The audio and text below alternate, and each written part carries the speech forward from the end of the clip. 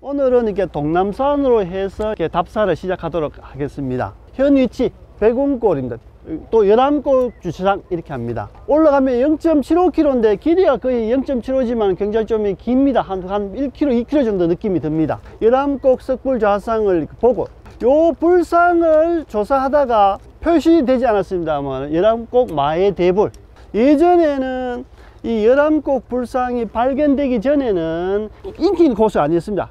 등산객들만 버스 세워두고 반대편 넘어갔는데 이 열암골 불상이 이제 머리가 이제 2005년도에 발견되고 2007년도에 문화재연구소에서 발굴 조사하고 마의대불 발견되면서 이 코스가 굉장히 유명해졌고, 지금은 조계종에서 불상을 세우겠다 해서 2026년도에 세우는 것을 계획하고 있고, 올해 아마 대부분 이렇게 준비 작업을 많이 하는 걸 그리 알려 있습니다. 오늘은 천천히 여유있게 이렇게 갈 수 있으리라 생각을 합니다. 예. 이곳은 열암골입니다. 열암골. 처음에 아마 오셨던 분들을 보면은 이 불상이 이렇게 흩어져 있어 무너져 있는 상태였고, 부처님 머리를 불두랍니다. 불두는 계곡에 이렇게 떨어져 있던 것들을 그렇게 2005년도에 발견하면서 여기는 완전하게 부재가 그대로 있기 때문에 복원하기 위해서 2007년도에 국립경주문화재연구소에서 요 일대 지역을 발굴 조사를 합니다.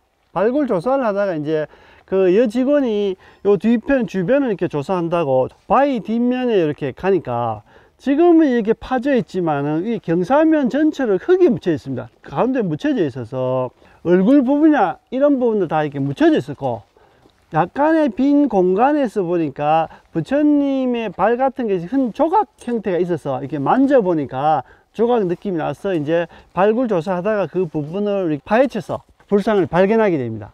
두 곳이 부처님은 같은 사찰에 있었고 굉장히 인해 있기 때문에 아마 이렇게 찾았던 부분이고요.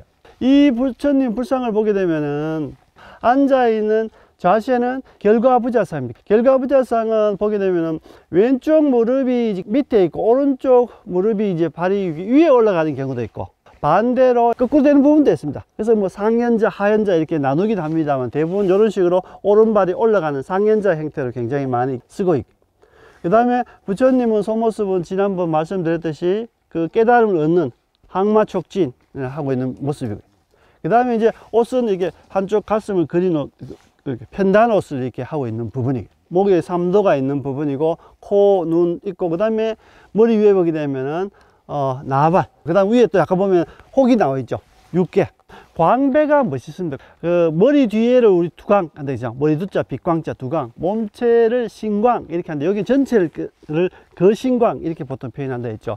햇빛이 안 비칠 때 모르는데 지금 햇빛이 제일 좋을 때라서 보게 되면 제일 위에 보면 연꽃 및 구름 자리에 앉아서 부처님 오시고, 그 다음에 우측에도 보게 되면 대부분 홀수로 5개 정도 또는 7개 정도 왔는데 보면은 제일 위에 한 분 계시고, 우측에 약간 흐리지만 하나 계시고, 그 밑에 하단부에 계시고, 그죠?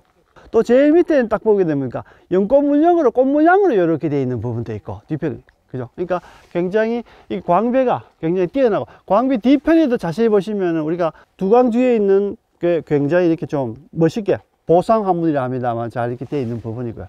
오늘 햇빛에 저도 이게 누차입니다만은 시간이 좀 빠르거나 좀 늦게 되면 이렇게 환하게 이렇게 전체 다 이렇게 보기가 굉장히 어렵습니다. 사실 어릴 때 오면은 저렇게 화볼 같은 것이 잘 보이지 않습니다. 인간의 모습을 아주 이렇게 볼륨감 있게 잘 만들었습니다.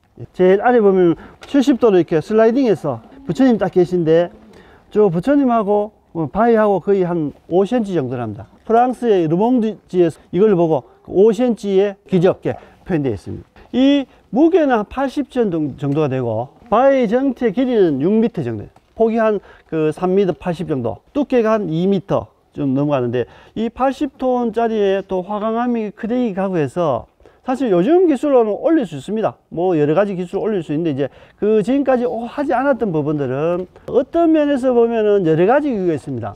이 불상을 세우면은 경주 남산에 하나의 불상밖에 안 된다는 거죠.